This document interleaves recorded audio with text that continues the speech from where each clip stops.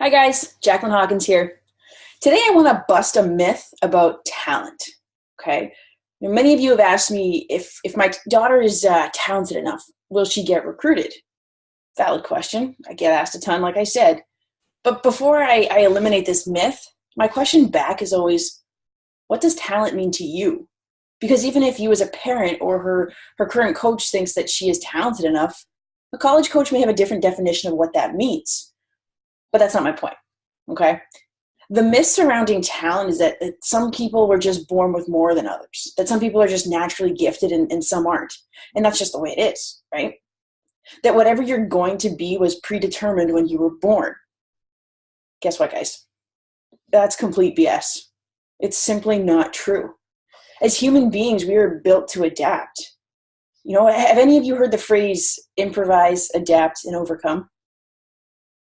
That's what the US Marines are taught to do. They hit a roadblock, they have to improvise, adapt, and overcome.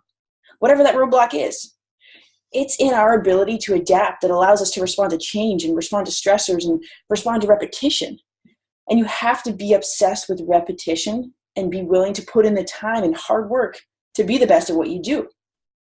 Okay? You have to show up day after day on the good days, the bad days, and put in the work and be obsessed with what you want to become.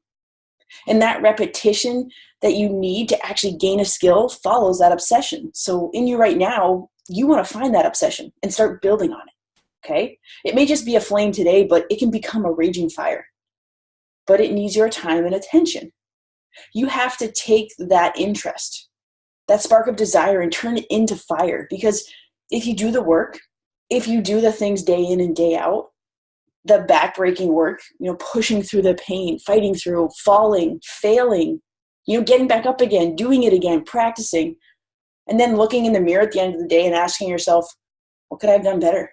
Not just look at yourself and say, all the things that you've done well, but looking at what you're doing wrong, what you're doing poorly, and doing that with zero loss of pride, because the only thing you value in yourself is your willingness to, do just that. Your willingness to work your butt off. Okay. Now, I was never the fastest skater. You can ask any of my coaches. You can ask the U22 Hockey Canada staff who cut me. Skating was not my forte, right? I was average at best. Okay. But I made it to the top because I kept on going and going and going. And that's the secret.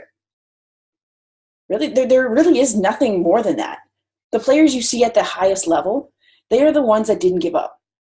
They're the sole survivors. And you have to ask yourself, am I the survivor type? Am I the type of person that continues to push through when it gets hard, when it gets boring, when I feel lost, when I don't want to, I don't want to do it anymore. I don't know what I'm doing. When you have no faith in yourself, even in the darkest of those moments, can you push forward? Okay? So that's the beautiful thing. You're not going to separate yourself based on genetics or who your parents are or where you were born. You're going to separate yourself by showing up and, when you don't want to. You're going to separate yourself by pushing forward when it hurts.